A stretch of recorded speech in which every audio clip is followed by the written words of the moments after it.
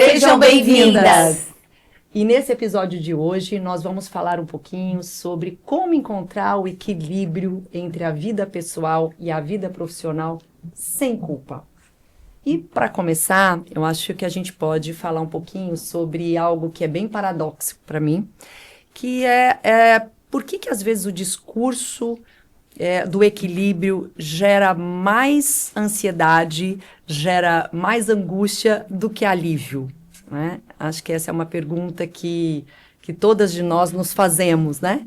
E só para passar para vocês um pouquinho, antes de passar a palavra para vocês, eu acho que um pouco, a gente romantiza um pouco a questão do equilíbrio, né? A gente entende que somos direcionados para aquele equilíbrio como uma equação mágica. Ela não é uma equação mágica. O equilíbrio, ele é imperfeito, o equilíbrio, ele é dinâmico.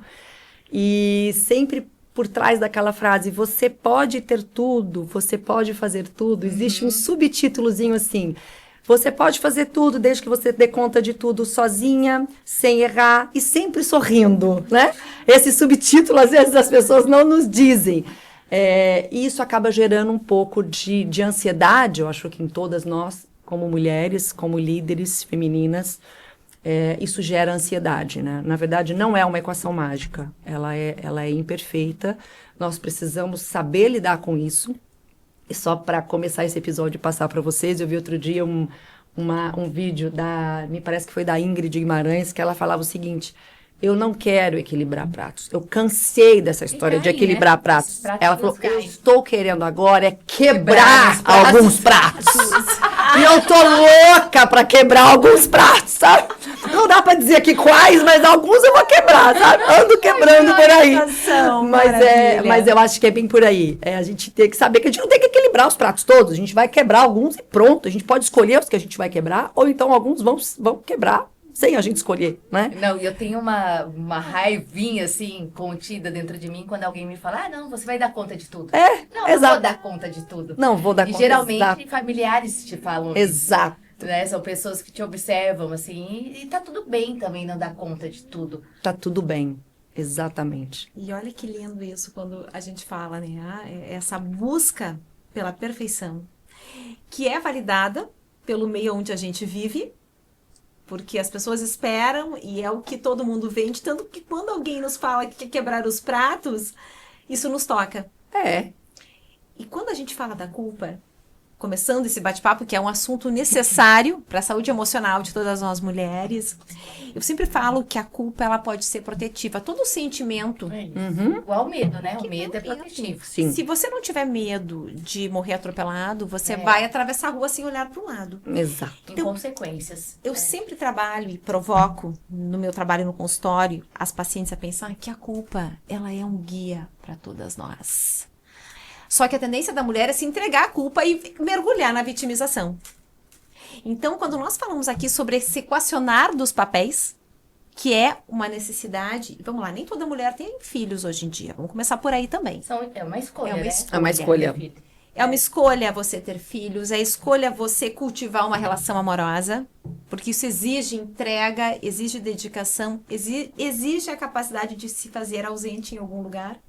Foi lindo aqui, nós estávamos começando o episódio e a Flávia disse que poderia assumir o compromisso com a Cá, desde que não fosse às 6 horas a hora de buscar o seu filho. Então, nós podemos... Essa priorização, né, é importante. A capacidade de fazer escolhas conscientes, de estabelecer prioridades, e que isso só vai acontecer a partir do momento que a gente tiver clareza acerca do nosso propósito de vida. Eu sempre falo que o propósito, ele é estratégico para a nossa felicidade. E a felicidade, ela só acontece de verdade, porque uma coisa é aquela felicidade que a gente vê nas redes sociais. Sorriso no rosto, cabelo lindo, maravilhoso e corpo escultural. Não, gente, nem propaganda de margarina, inclusive, porque isso não existe. A verdadeira felicidade, e como profissional da saúde mental eu posso garantir, ela tem a ver com a paz de espírito. A gente só tá feliz de verdade quando a gente está de bem com o nosso propósito de vida, com aquilo que a gente... Literalmente é dormir com né? Você coloca ali a sua cabeça no travesseiro e dormir tranquilamente. Porque vão ter momentos da sua vida, por exemplo, no equacionar dos papéis, quando os seus filhos forem pequenos, existem coisas que somente a mãe pode fazer por eles. Agora, vai haver um momento do desenvolvimento deles emocional em que não vai mais ser necessária a sua presença física ali, Com certeza. na sua constância, e vai ser um momento de talvez priorizar outros aspectos da sua carreira, poder chegar depois às 6 em casa. E sentir saudade desse momento que você tinha. Exato. Quando era Com bebê, certeza. né? Hoje eu não tenho mais, eu sinto saudade. A casa vazia, né? É, Então a gente tem menino que vazio, aproveitar quando a casa tá cheia, quando os filhos estão ali. E a gente poder ter essa consciência daquilo que, na verdade, importa para todas nós. Porque a saudade bem vivida, ela é maravilhosa. Agora, olhando o lado oneroso da culpa, que quando não é a culpa é sinal, mas a culpa, aquela dolorosa de se viver, é de uma vida que foi levada sem sentido. E você concorda, Lu, com aquele... O que ela fala da maioria das mulheres é que nasce uma mãe, nasce uma culpa? Importante. Essa história, eu sempre falo uma coisa, as pessoas raramente chegam uma para a outra e dizem, amiga, como é que tu estás? Tá tudo bem? Não, a tendência é dizer, minha vida tá um horror, tá uma correria, eu não aguento mais. Então, essa expressão que a gente escuta aí fora, nasce uma mãe, nasce uma culpa, existem duas perspectivas. Uma identificação de massa, que maternidade é uma loucura, que horror, que correria. Gente, filho dá trabalho. Sim. E essa é a realidade. Então, a gente muitas vezes constrói um ideal de uma condição, seja como mãe, seja como esposa, como namorada, e a gente fica retroalimentando aquele sofrimento. Isso é algo do ser humano, né? O inconsciente, ele nos conduz, muitas vezes, nos provoca uma culpabilização do viver, Exato. que faz com que a gente torne o desafio diário oneroso, emocionalmente falando, o que não é necessário. Se a gente entende que a jornada da vida é superação, eu sempre digo, a gente acorda pela manhã, se tu tem 2 pernas para saltar da tua cama e correr atrás dos teus sonhos, minha querida, sinta-se uma pessoa privilegiada. Isso significa trabalho. Isso significa entrega, jornada. Então, nasce uma mãe, nasce uma culpa? Sim, nós somos E nasce seres. um pai e nasce uma culpa também? Dependendo, muitas vezes, da mulher que vai estar ao lugar deste pai. Porque outra... Isso é verdade. Depende um pouco da mulher que tá... É verdade. Vamos lá. Você sabe que eu acho que tem nessa linha da mulher, que a mulher tem que assumir tudo, essas questões que sempre, a mulher tem que assumir, você dá conta, a mulher sempre tem que dar conta de tudo, né? Mas esse vou chamar de estereótipo da super mulher, daquela mulher que consegue dar conta de tudo, da incansável, da que não erra, da infalível, tá em declínio. Porque ele não conecta. E não é verdade, né? E não é verdade. Não é verdade. Acho que é essa a questão. Não A existe. verdade não conecta. A mentira não conecta. Não conecta. Essa mulher que não erra, que não cansa, que não falha, ela é uma IA. Não pode ser. Adoramos! Agora essa aí tá pra... Ela é uma IA. Ela essa não aí tá instagramável. Ela não é uma mulher. É o corte. Esse aí vai ser o corte. Ela não é. Então, ela precisa... A vulnerabilidade existe. E a vulnerabilidade conecta. E isso eu falo pela liderança. A liderança se conecta com o time quando ela demonstra que ela é vulnerável. Real. Mas aí já se correlaciona com a liderança feminina. Exato. Por quê? Porque ser líder é ser líder do seu filho. Você vai ser uma líder do seu filho. Exato. Então, todas aquelas questões que a gente conversou no primeiro episódio de autossabotagem, talvez a gente também ou não, ou quase sempre a gente faz com nossos filhos. Exatamente. A gente já faz essa transferência, né? De culpa. Exato. E aí vem algo muito perigoso, que é esse ideal narcísico, que nós como sociedade corremos atrás, nós mulheres, corpo escultural, melhor cargo, marido lindo e maravilhoso e filhos exemplares. É isso. E aí a gente quer que no consultório, essa é uma batalha cotidiana. Filhos não vão ser como a gente espera. Não tem a ver com certo e errado, tem a ver com que eles são diferentes. E se a gente puder exercitar, e aí novamente, quando a gente diz que falávamos, gente perfeita é chata, não existe perfeição. A gente se conecta na vulnerabilidade. Essa é uma verdade. Quando a gente aceita isso, a gente para de se chicotear. E eu acho que é o seguinte, equilibrar, quando as pessoas me perguntam, é possível equilibrar a vida profissional com a vida pessoal? Claro que é possível. Com certeza absoluta é possível. Cada um... como se faz isso? Mais uma vez, não existe fórmula mágica. Não. Cada um equilibra na sua forma, do seu jeito.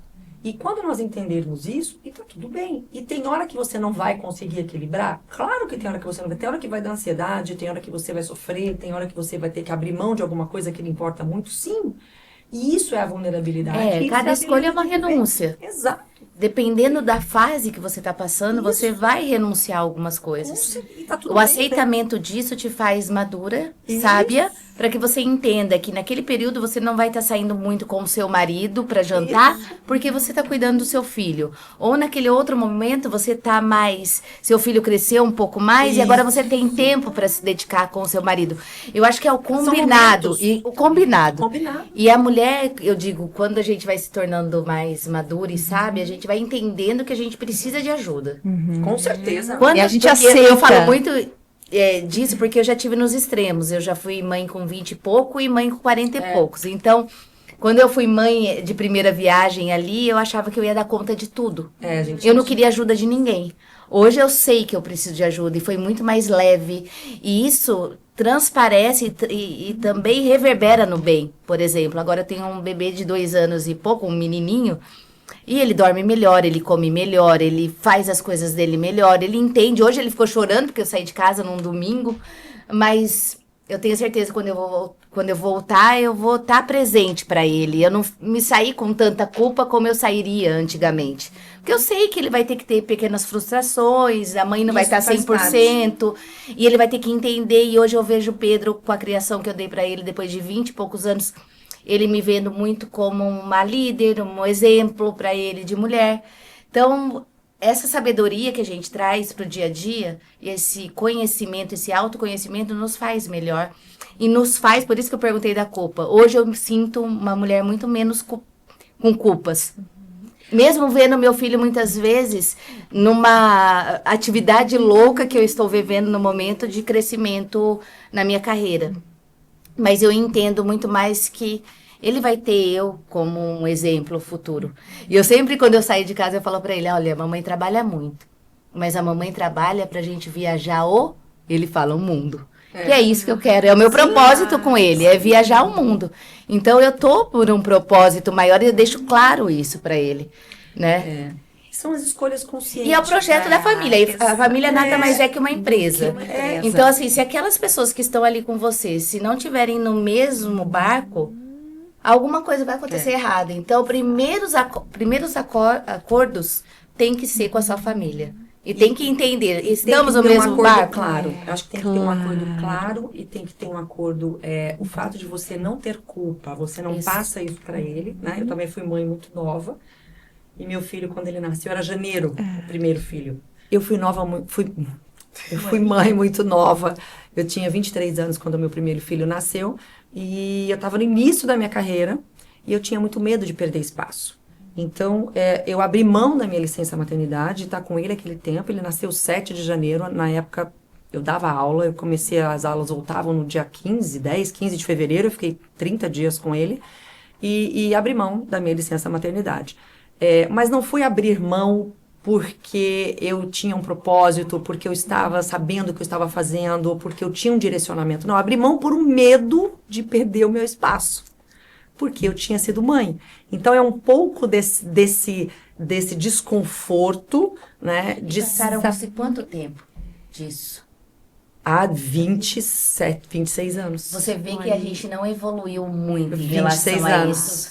Esses dias eu ouvi uma menina, só fazendo um adendo aqui à sua fala, que esse medo ainda existe muito forte. Muito forte. Isso é muito Eu ruim. acompanho uma menina nas redes sociais e no TikTok e ela contava sobre ela como uma grande gerente em uma multinacional. E ela ficou grávida de marketing, ela é uma gerente de marketing, ela ficou grávida. E ela ficou trabalhando até o 9º mês ali, até 40 semanas.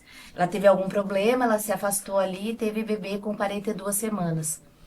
E ela trazia essa ansiedade de querer voltar, mas ao mesmo tempo, essa multinacional, não, você vai voltar no tempo certo. Mas ao mesmo tempo ela estava trazendo essas angústias. E ela voltou.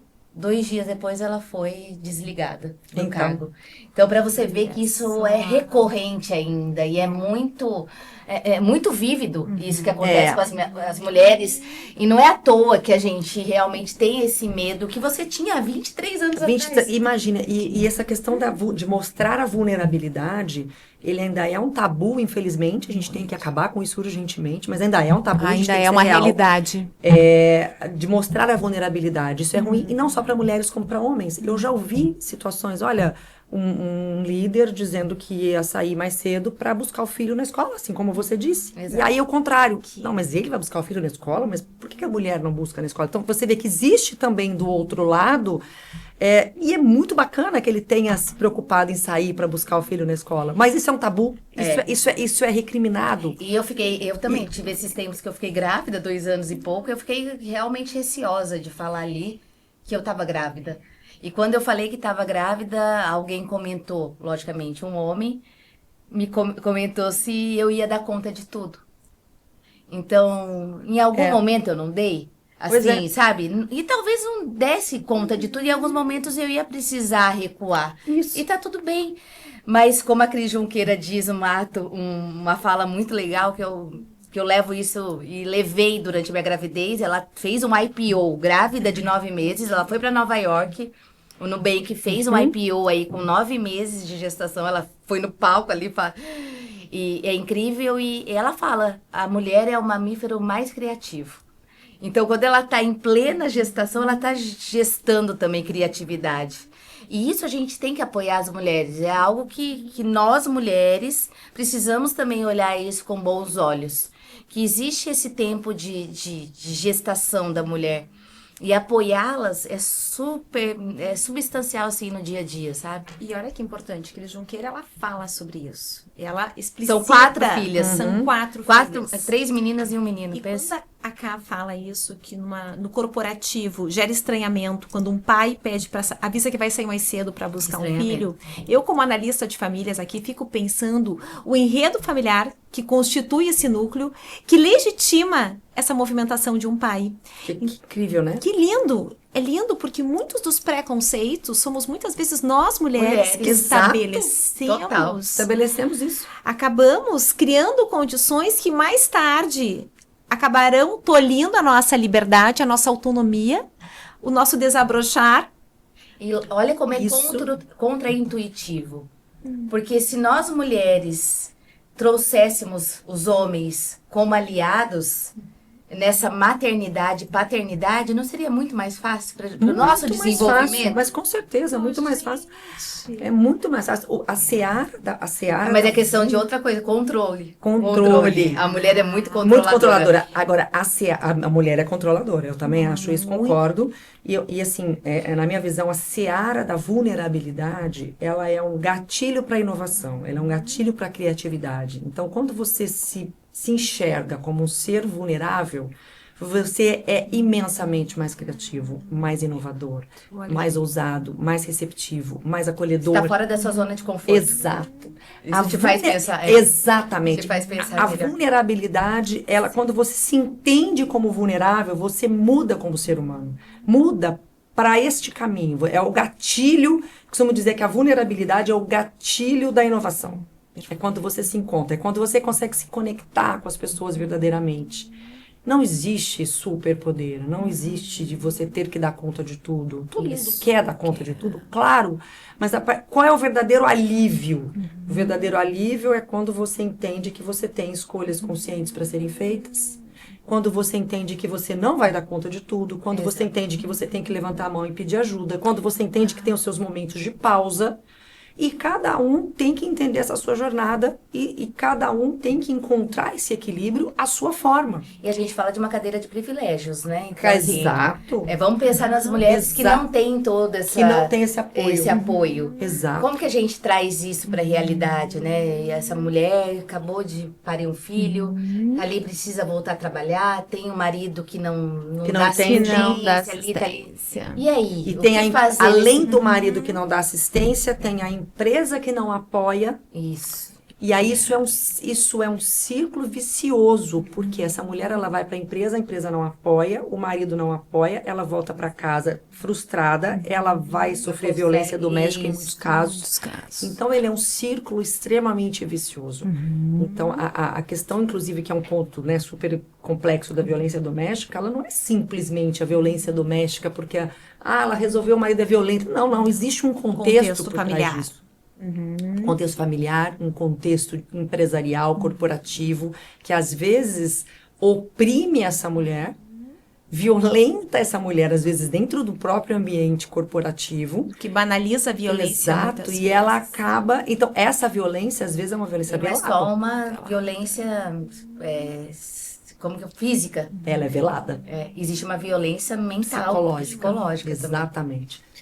E pensando em todas as classes e todas as realidades, tem uma armadilha que a gente percebe da contemporaneidade, que é essa necessidade, muitas vezes, assim como a gente se reconhece pelo nosso nome, porque o mundo nos reconhece dessa forma, a gente tem uma tendência, muitas vezes, a se espelhar nas realidades externas, que a gente assiste nas redes sociais, enfim.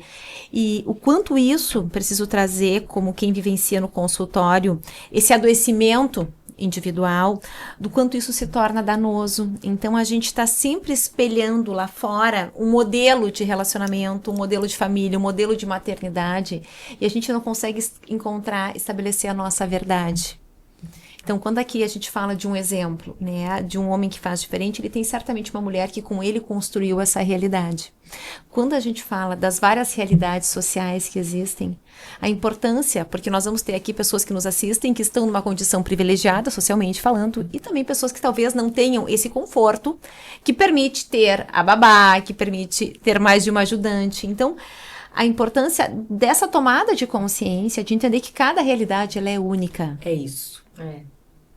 Cada realidade, assim como a felicidade, eu sempre digo que ela é única e intransferível. Todas têm as suas dores, né? Todas nós temos as nossas dores. Não é porque a gente tem uma condição daqui a pouco de uma zona de conforto operacional que isso não reflita num desafio.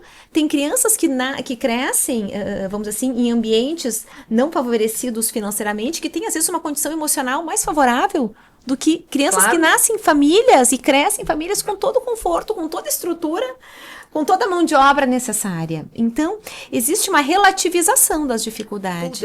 Tem que ser relativizado. A gente tem que tomar cuidado com isso. Um mês atrás, pouco tempo, agora faz pouco tempo, uma das meninas do meu time, né? Eu tenho um time muito forte comigo. São pessoas que eu tenho uma relação de confiança muito grande. E uma relação de troca, né? E uma delas um dia falou pra mim, eu liguei pra ela, acho que eu mandei uma mensagem, falei, olha, nossa, dormi demais hoje. Ela respondeu assim pra mim, que bom, Karina, achei que você não fosse, ainda bem que você é humana. Ai, olha isso. Olha a percepção. Olha a percepção. E aí aquilo, a gente tem que tomar esse cuidado, por quê? Porque eu estou num momento da minha vida que pra mim, ok, né? Eu tenho as minhas válvulas de escape. Mas eu tenho meus filhos já adultos, eu não tenho criança em casa, eu tenho já um momento, um segundo casamento, já que foi tudo isso pré-combinado quando nós nos conhecemos. Então, é um momento de vida diferente. E eu tenho que tomar cuidado, porque como eu sou líder, eu tenho que tomar cuidado para que isso não seja visto pelas pessoas que estão no meu time como um exemplo, porque isso não pode ser exemplo para todo mundo. Cada um tem o seu momento. E nem você achar que todo mundo vive a mesma vida que nem você. De jeito nenhum. Tanto que porque às vezes a gente, no dia a dia, a gente acha que todo mundo vai ser igual você, vai querer trabalhar igual você, não vai querer deixar de dormir. Exato. E eu respeito muito todas elas. Respeito muito todas elas. Respeito muito elas. Mas elas. Isso é maturidade, porque tem época que a gente não entende. Respeito muito todas elas e entendo as diferenças de cada uma e respeito muito. Mas tem que tomar esse cuidado, porque às vezes, mesmo a gente não falando, a forma como a gente age, então a gente tem que realmente mostrar essa vulnerabilidade e às vezes deixar claro, sim, olha, eu tô num momento da minha vida que eu consigo fazer isso, mas o fato de você não conseguir de estar em um outro momento da sua vida, isso não tira o teu brilho, isso não tira a tua competência, a tua capacidade, porque as minhas vulnerabilidades são outras. Eu também tenho as minhas vulnerabilidades, mas são outras, diferentes das suas vulnerabilidades hoje. Exatamente. Então, esse ponto de a empatia de e a gente que a IA não faz. Isso. que a IA não faz. Exatamente. Olha a importância dessa presença genuína e desse colocar-se no lugar, e falando de lideranças aqui, que é um dos temas do nosso podcast. Essa inteligência emocional, ela é estratégica. Seja Ela é na liderança estratégica. do lar, de entender que cada filho vai ter o seu tempo. Assim como numa relação amorosa, de entender que o outro, por mais que nos ame, não necessariamente vai ser como a gente imaginou que seria. E numa equipe, então, a complexidade, É verdade. ela se multiplica. É isso. Com certeza.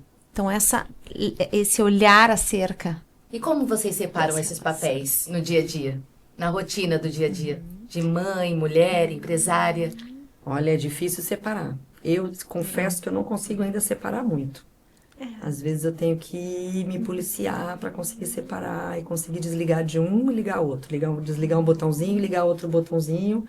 Mas eu busco em tem a válvula de escape, que eu costumo dizer, né? Eu tenho sempre a minha válvula de escape. Então eu não abro mão. São os meus inegociáveis. Perfeito. Os inegociáveis, é muito E importante. cada um tem o seu. Cada um tem o Por seu. isso é muito diferente, por isso não existe um manual, né? Mas confesso que às vezes nem sempre eu consigo fazer essa separação do profissional, do pessoal. Às vezes eu misturo um pouco as bolas, eu embolo o meio de campo. A gente gosta de trabalhar, né? E essa é a minha vulnerabilidade. Eu embolo o meio de campo. Então, enquanto a vulnerabilidade de uma outra pessoa é como ela vai deixar o filho e tal, a minha vulnerabilidade é como eu separo essas coisas. Isso é a minha vulnerabilidade. Eu, apesar de trabalhar com a subjetividade, o meu dia a dia ele é muito operacional. Então, eu digo que eu viajo, eu reflito o dia inteiro sentada no meu consultório, que é um dos meus lugares preferidos no mundo, atendendo pacientes presenciais e pacientes do mundo inteiro remotamente. Mas o equacionar dos papéis, já que esse é um podcast, esse episódio sobre isso, para mim está muito ligado ao meu propósito. Então, tem momentos da minha vida em que eu encerro ciclos. Eu acabei de escrever meu livro. E eu tinha consciência que eu estava em dívida com os meus filhos. Então, o tempo que eu tinha destinado para a escrita e para a produção, eu estou devolvendo a eles, como eu digo, e eles estão tendo créditos agora, ou seja, tiveram tempos de ausência. Mas havia um lastro de afeto e de vínculo. Sim. E aí está a importância. Eu tinha crédito. Porque eu tinha lá quando foi preciso. Quando foi preciso, as pessoas me perguntam, por que tu demoraste para escrever um livro sobre a tua história de vida? Que aconteceu há tanto tempo, porque chega um momento em que o lastro permitia. Então, a consciência nesse equacionar de que tem momentos na vida, e eu, por exemplo, eu corro todo dia cedo, eu adoro acordar cedo e ver o sol nascer. Para mim, esse é o meu trunfo. Só a válvula de escape. É a minha válvula de escape. É minha válvula, onde eu estiver, eu vou acordar. E assim, que seja bom, né? Que seja um vício bom. E mais importante, que seja um vício bom. E mais importante, Que não preciso correr 1 hora. Às vezes são 10 minutos. Mas é o seu tempo com você, meu né? tempo comigo, e eu respiro aquele ar puro, aonde eu estiver. Se eu tô na minha casa, eu tenho meu cão que corre comigo. É isso. E assim, pode ter filho doente, nesse dia eu não vou correr e tá tudo bem. Tá e tudo durante bem. a escrita do meu Não livro... é uma cobrança, Não é né? uma cobrança. E eu, durante a escrita do meu livro, por exemplo, que foi algo que me demandou, não só em termos de tempo, mas emocionalmente, eu fiquei a corrida de 1 hora se foi. Eu tô totalmente fora de forma. E que coisa boa, agora eu vou retomar e vou ter um desafio. Então, a gente poder entender que esses oscilares da vida são fases. E toda vez que a gente tá aqui, isso gera um desejo de retomar. E isso é o que nos mantém vivos. E saber que tem o declínio e o apogeu. Perfeito, isso é da vida, porque se tu não estiver bem o tempo inteiro, o que vai nos motivar? A motivação só acontece novamente na falta. Na vulnerabilidade. E isso é o que nos torna seres desejantes e sem que nossos desejo. filhos entendam isso também, porque hoje numa geração de dopamina, de nação dopamina, como a gente vê por aí, às vezes as pessoas não entendem, essa geração aí dos adolescentes, jovens, até 30 anos, vamos dizer assim, eles não entendem que existem esses altos e baixos. Entendem o guru da internet, do marketing digital, que começou ali, fez um curso e ganhou milhões.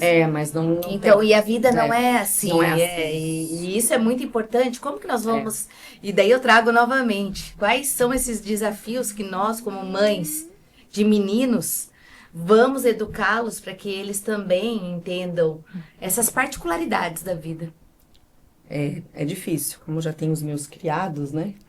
Já somos dois criados. Criados, mas ainda tem desafios. Mas com muitos desafios. Muitos desafios. A gente pensa que o filho criou e a gente tem menos trabalho, não é? Não, muitos desafios. Meu sogro, acho que um dia desses comentou, nossa, a gente acha que filho pequeno é que dá trabalho. Não é, não. Não. Quando é adulto, daí passa por todos os desafios de você ver aquele filho adulto percorrendo todas aqueles obstáculos, aquelas curvas. Mas aí quando você treina um filho de fato e você é um bom mentor, mentora, você vai saber que aquele filho ele vai ter confiança, ele vai conseguir trazer aquela fortaleza quando ele mais precisa e ele vai poder procurar você. E é o exemplo, né? Ele vai poder procurar seu pai. O exemplo arrasta. É o exemplo. É o exemplo. É o exemplo. Esse é infalível. E aí, novamente, quando nós falamos aqui dos papéis, mãe, empresária, namorada, esposa, filha. Mas você viu que a gente fala pouco de ser namorada, né? E de ser mulher. Por quê? Porque isso a gente vai deixando também um pouco de lado. Porque tem tantos papéis. Você tem o papel de ser uma boa empresária, empreendedora quando você está num desafio muito grande de crescimento de empresa ou que está passando por desafios. Você está totalmente cada hora é um momento, pressão, e isso fica para o segundo plano. E você vai deixando de fazer aquele jantar, aquele tempo de namoro, aquele olho no olho. E aí? Aquela retomada também. Eu tô casada e há 20 e poucos anos, então assim, sempre eu tenho que me policiar pra voltar e ser a mulher, Com né? certeza, do meu marido. A mulher. A Flávia que vai ser cuidada por ele. Eu tenho algo que eu brinco muito como analista de casais, que tá tudo bem tu falhares com o teu marido, porque na tentativa de sermos perfeitas, a gente mostra pra eles muitas vezes que eles são desnecessários. Isso. Então, muitas traições, por exemplo, acontecem. Mulheres maravilhosas, incríveis. A gente fica sabendo que o marido vai lá e traz com alguém profissionalmente, fisicamente inferior. E quando a gente vai entender o motivo inconsciente, o que estruturalmente abriu espaço para aquela traição, muitas vezes o fato de ele não ser mais necessário. Então, mulheres, cuidado. É a conexão que ele quer, né? A conexão. É conexão. Exatamente. E onde não há falta, não há encaixe, né? Se tá pleno, se tá perfeito, não tem como grudar. É um complemento, né? É um complemento, eu acho que é respeito. E daí vem mais uma culpa da mulher. Por que eu deixei isso acontecer, né? Mas muitas vezes, vamos lá, as mulheres também traem. Com certeza, existe. Então, esse... E é o mesmo também. Eu acho que a sensação é isso essa, também né? foi uma evolução feminina, né? E esse é um desafio para os homens Eu aí acho fora. que é um Entender desafio. também que a gente não vai mais encaixar Olha, tanto. é até um tabu falar sobre É o isso. respeito. Mulher trai. Então, assim, é a evolução também. Porque algo aconteceu. Então, acho que é o respeito mútuo. É entender o momento de cada um. Os acordos inconscientes que Exato. fazem parte de toda a relação Exato, saudável. exato. E aí a perspectiva do diálogo. Eu tenho algo que eu falo muito no meu consultório, em casa, eu também pratico falando na minha versão, né, CPF. Eu digo pro meu marido, às vezes, também casados, vão fazer 20 anos de casados, eu digo pra ele, cuidado, a gente está destinando o tempo de pior qualidade do nosso dia para nós dois. Que é o final do dia. Que é o que resta. Que é o que resta. É. E muitas vezes a gente dá o que resta para a pessoa que mais importa. É o que resta. Que é o a que base. sobrou. Sobrou agora isso. Sobrou. Respondeu mensagem da amiga, respondeu Isso. as mensagens do Instagram, conferiu tudo do filho. Aí na hora de deitar, que tua cabeça não aguenta ouvir mais nada. É isso aí.